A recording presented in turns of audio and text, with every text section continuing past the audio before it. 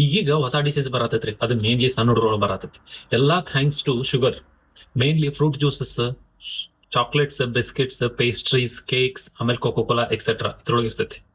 ಇದರ ಹೆಸರು ಏನಂದ್ರ non alcoholic fatty liver disease. ಈ ಡಿಸೀಸ್ ಅಂದ್ರ ಏನ ಅಂತ ತಿಳ್ಕೊಬೇಕಂದ್ರ ನೀವು ಮೊದ್ಲ ಸಕ್ರಿ ಅಂದ್ರ ಏನಂತ ತಿಳ್ಕೊಬೇಕು. ಸಕ್ರಿ ಒಳಗ ಮೇನ್ 2 ಪಾರ್ಟ್ಸ್ ಇರತ್ರಿ. ಒಂದು ಗ್ಲೂಕೋಸ್ 50%, 50% ಫ್ರುಕ್ಟೋಸ್. ಆಮೇಲೆ 50% ಗ್ಲೂಕೋಸ್ ಏನಿರ್ತಲ್ಲ ಅದ್ ನಮ್ ಬಾಡಿಗೆ ಬೇಕು, ಅದ್ ನಮ್ ಎನರ್ಜಿಗೆ ಹೆಚ್ಚಾಗಕ್ಕೆ ಹೆಲ್ಪ್ ಮಾಡ್ತೈತಿ. ಇನ್ನೊಂದು 50% ಫ್ರುಕ್ಟೋಸ್ ಏನ್ ಮಾಡ್ತೈತಿ, ಅದು ಲಿವರ್ ಒಳಗೆ ಹೋಗಿ ಸ್ಟೋರ್ ಆಕೈತಿ. ಅದ್ರ ಲಿವರ್ ಒಳಗೆ ಹೋಗಿ ಸ್ಟೋರ್ ಆಗಿ ಅದು ಡೈಜೆಷನ್ ಆಗಕ್ಕ ಅದಕ್ಕೆ ಬಹಳ ಪ್ರಾಬ್ಲಮ್ ಆಕೈತಿ.